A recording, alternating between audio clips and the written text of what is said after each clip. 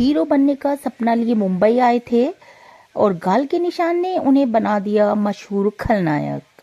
Hello guys, आपका स्वागत है मेरे चैनल में। और आज हम बात करने वाले हैं शत्रुघ्न सिन्हा जी के बारे में, जो कि अपने कई ऐसे डायलॉग डिलीवरी की वजह से बहुत फेमस हैं और हिंदी सिनेमा में शॉटगन के नाम से मशहूर हैं। और दिग्गज अभिनेता शत्रुघ्न सिन्हा ने अपनी दमदार अदाकारी के दम पर बड़े से बड़े सितारे को खामोश कर दिया। खामोश, उनका एक ये भी डायलॉग है। फिल्मी बैकग्राउंड से ताल्लुक नहीं रखते हुए भी उन्होंने सिनेमा जगत में अपने शानदार अभिनय का परचम लहरा दिया, जो शायद किसी बैकग्राउंड से आने वाले सितारों के। शत्रुघ्न सिन्हा का जन्म 15 जुलाई 1945 को बिहार की राजधानी पटना में हुआ था। अभिनेता के पिता एक डॉक्टर थे जिनके 4 बेटे थे मतलब उनके परिवार में सभी का नाम रामायण के आधार पर रखा गया था। ऐसे में उन्होंने अपने 4 बेटों का नाम राम, लखन, भरत और शत्रुघ्न रखा।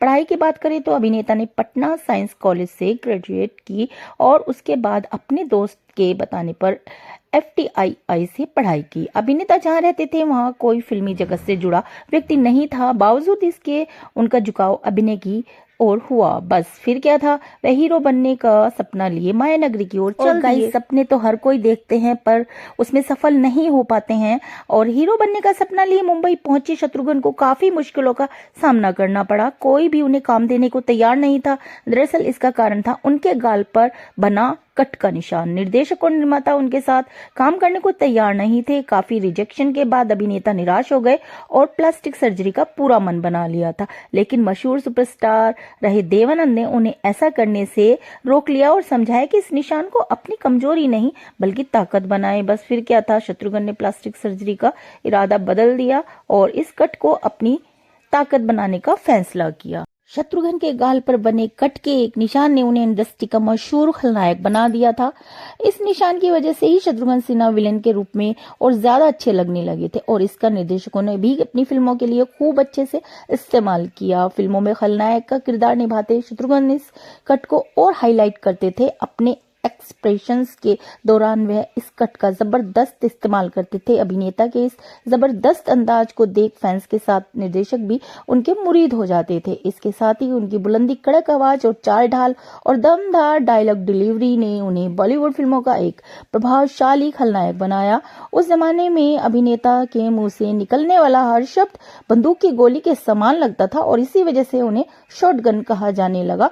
इस टैग ने उन्हें इंडस्ट्री में एक अलग ही पहचान दी। और खलनायक उन्होंने अपनी ऐसी पहचान बनाई कि लोग उन्हें हीरो से ज्यादा पसंद करने लगे थे। विलेन बनकर इंडस्ट्री पर राज करने के बाद बतौर हीरो भी उन्होंने कई फिल्मों में काम किया और सुपरस्टार बनने का सपना पूरा कर लिया। शत्रुघ्न सिन्हा ने कई फिल्मों में लीड रोल निभाया और हीरो की भूमिका में भी अभिनय का दम दिखाया। शत्रुघ्न उन अभिनेताओं में से एक बन गए जिन्होंने खलनायक के साथ साथ हीरो के तौर पर भी इंडस्ट्री में अपनी धाक जमाई। शत्रुघ्न सिन्हा ने फिल्मी पर्दे पर दम दिखाने के बाद राजनीति में भी हाथ आजमाया। अब वह राजनीति में सक्रिय हैं और यहाँ भी अपनी धाक जमाए हुए हैं। तो गाइज, ये तो हुआ उनका फिल्मी करियर के बारे में, कैसा उनका आना हुआ और कैसे वो खलनायक बने और फिर हीरो भी बने। बात करें उनके वैवाहिक जीवन के बारे में तो कैसे उन्होंने प्रपोज किया पूनम जी को और क्या उन्होंने कहा, तो आपको सुनकर के अचंभा होगा कि उन्होंने चलती ट्रेन में प्रपोज किया था पूनम जी को। दूल्हे पूछे साफ सुथरे हैंडसम लुक वाले एक्टर्स तो कई आए हैं और कई गए हैं, लेकिन चेहरे पर कट के निशान और बिहारी ठसक के साथ पूरे बॉलीवुड में छाना वाला सितारा एक ही है जिसे लोगों ने हर रोल में सिर आंखों पर बिठाया। विलेन बने तो हर डायलॉग पर थिएटर में तालियां गूंजी। हीरो बन पर्दे पर आए तब भी दमदार वन लाइनर्स ने लोगों के दिलों में घर बना लिया।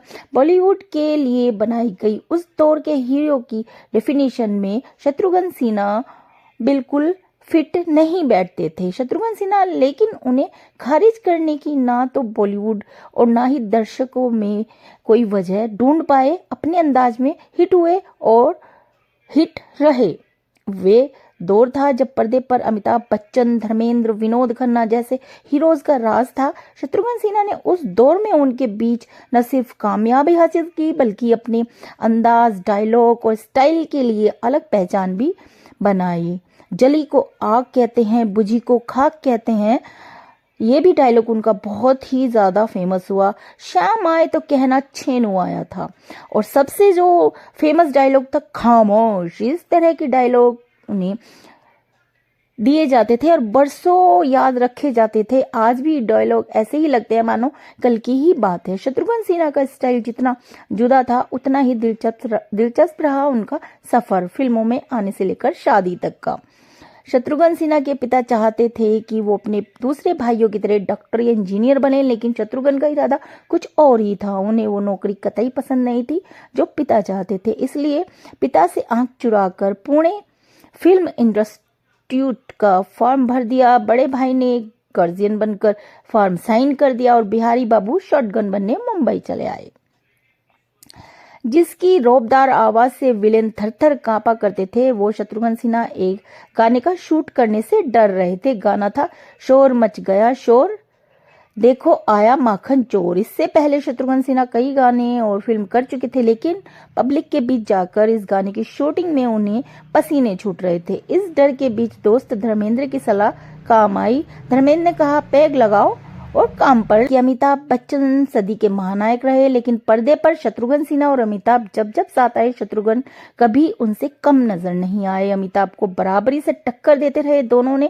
दोस्ताना, काला पत्थर जैसी हिट फिल्मों में काम किया, लेकिन इसी काले पत्थर ने दोनों के बीच दीवार भी खींच दी। खबरें ये भी हैं कि एक बार खुद शत्रुघ्न ने ये भी कहा कि अमिताभ को लग रहा है कि वो उनके हिस्से की शोहरत खींच ले जाते हैं। इसलिए बात करें उनके इजहार मोहब्बत का, तो शॉटगन का ये अंदाज भी निराला ही रहा। उस दौर में मिस यंग इंडिया का खिताब जीत चुकी पूनम शत्रुघ्न का दिल आ गया। वैसे तो दोनों के बीच कई मुलाकातें हुई, लेकिन दिल की बात कहने का मौका शायद नहीं मिला।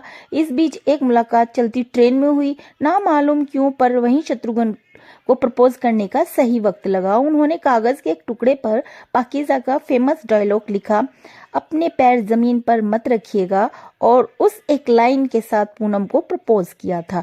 इश्क जो था वो रंग लाया, इशारा साफ था। शत्रुघ्न के दिल की जमीन पूनम के कदमों का इंतजार कर रही थी। पूनम ने हाँ कहा और बात आगे बढ़ी। गाइस, पूनम से शादी के लिए शत्रुघ्न ने खूब पापड़ बेले। गोरी चिट्टी पूनम की मम्मी ने शत्रुघ्न के चेहरे के निशान और फिल्मों में उनके किरदार देखकर ही शादी कराने से इनकार कर दिया, पर जैसे तैसे सबको मना लिया गया। शादी का दिन तय हो गया, कार्यक्रम भी शुरू हो गया, लेकिन लेट लतीफी की आदत की वजह से शत्रुघ्न 3 घंटे बाद अपनी शादी में पहुंचे।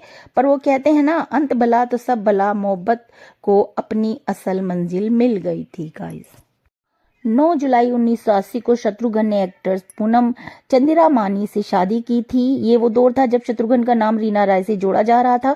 एक इंटरव्यू में उन्होंने कहा था कि रीना से उनका रिश्ता 7 सालों तक चला। दोनों ने इस दौरान कई फिल्मों में साथ काम किया और इनकी जोड़ी काफी पसंद भी कही गई।